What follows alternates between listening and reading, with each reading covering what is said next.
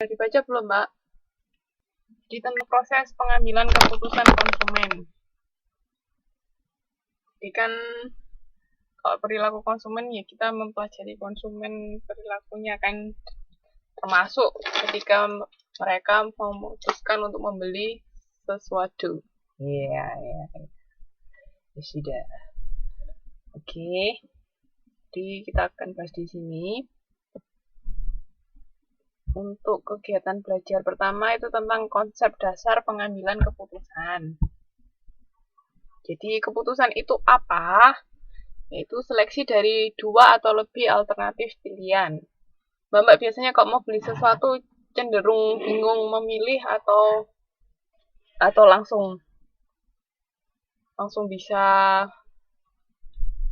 memilih dalam waktu yang singkat. Bingung milih. Biasanya milih dilihat dari sisi harga, apa dari sisi kualitas barang, apa dari sisi appearance-nya, penampilannya.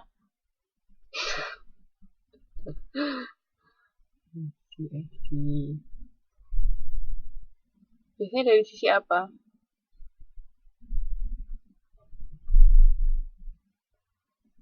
Lebih cenderung lihat apanya kalau milih barang?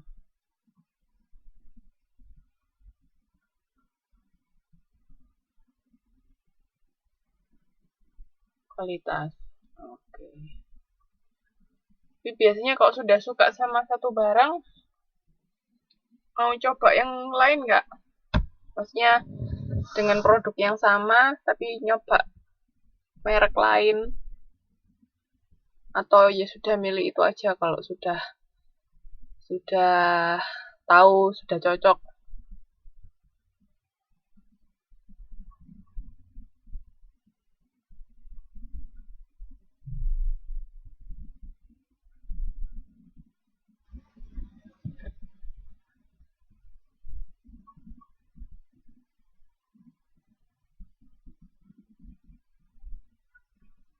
Kadang-kadang nyoba. Oke. Tergantung produknya mungkin ya. Biasanya kan kalau yang kita sering coba-coba kan makanan. Iya. Oke, jadi tergantung masing-masing orang kan. Memang ada tipikal yang suka coba-coba, ada yang tipikal ya sudah kalau sudah cocok itu aja. Oke, terus ada juga yang namanya itu option choice. Jadi di mana kita itu tidak punya pilihan sama sekali. Jadi ya udah adanya cuma satu. Nggak bisa ada pilihan yang lain. Ya mau nggak mau kan harus beli itu berarti. Itu option choice. Berarti keadaan di mana kita nggak ada pilihan ya. Itu biasanya kayak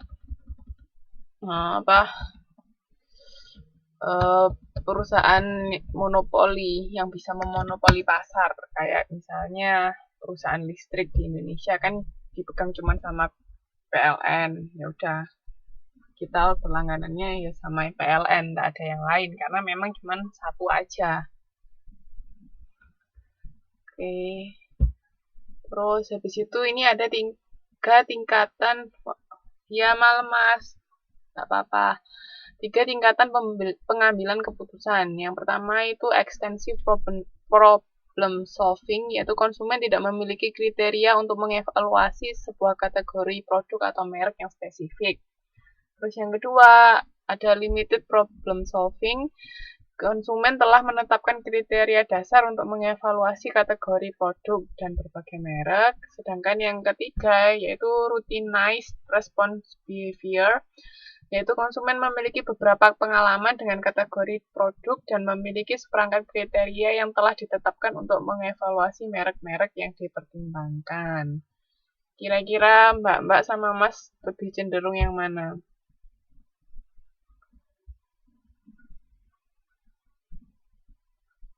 Mungkin lebih cenderung yang terakhir nggak sih?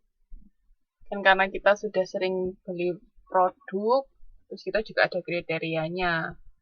Mungkin kan ada saat pas kita beli produk di satu toko, tiba-tiba produk yang biasanya kita beli habis. Nah, padahal kita kebutuhannya ini lagi mendesak, harus beli, sudah tidak ada persediaan lagi. Nah, itu kan biasanya kita pilih produk dari merek lain kan. Nah, itu ada kriterianya. Paling enggak biasanya kita cari yang hampir sama yang seperti kita beli. Misalnya dari sisi harganya yang enggak terlalu jauh, atau mungkin dari sisi kualitasnya. Nah, itu kan tergantung, ada beberapa kriteria yang sudah kita punya kan.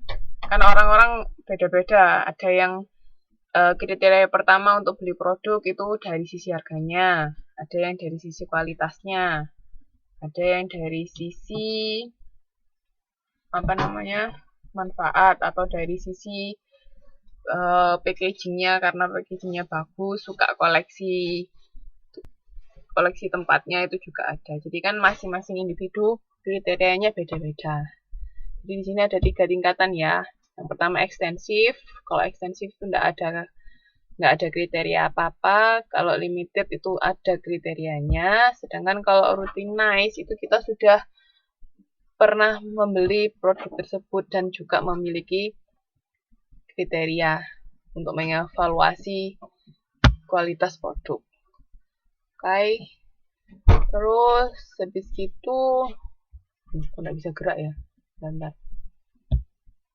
Nah, habis itu ada 4 perspektif dalam pengambilan keputusan. Jadi perspektif ekonomi, jadi dalam kondisi persaingan yang sempurna, konsumen digambarkan akan mengambil keputusan secara rasional. Terus kalau perspektif pasif, konsumen pada dasarnya tunduk pada kepentingan mereka sendiri dan terhadap usaha promosi para pemasar.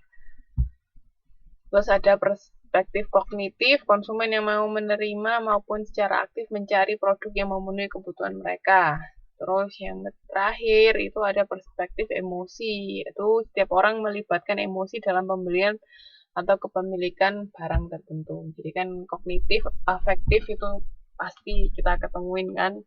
Kalau kognitif berarti lebih aktif mencari infonya. Jadi misalnya barang ini dia tuh misalnya fiturnya apa aja, terus kualitasnya seperti apa.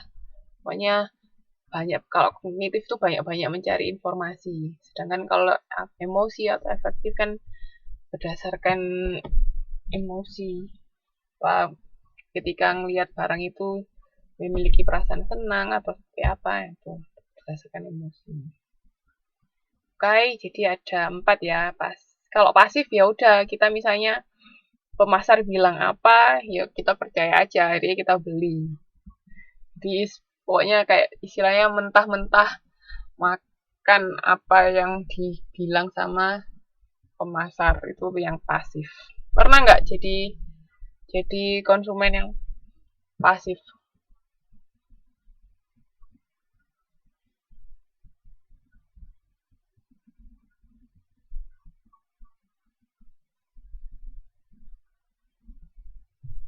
Ya pernah.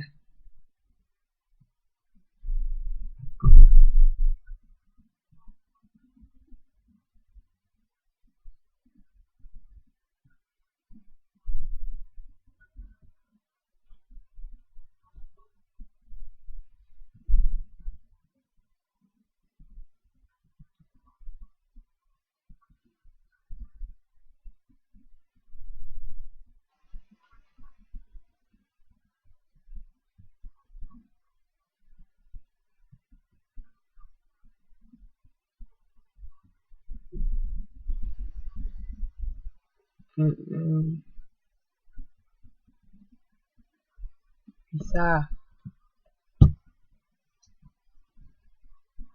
benar-benar. Jadi kayak kita manut dari dokter, bisa jadi contoh yang perspektif pasif. Oke. Itu kan kalau jasa. Kalau yang produk Mas, pernah enggak? Jadi begitu kita lihat iklan, kita langsung beli tanpa berpikir panjang.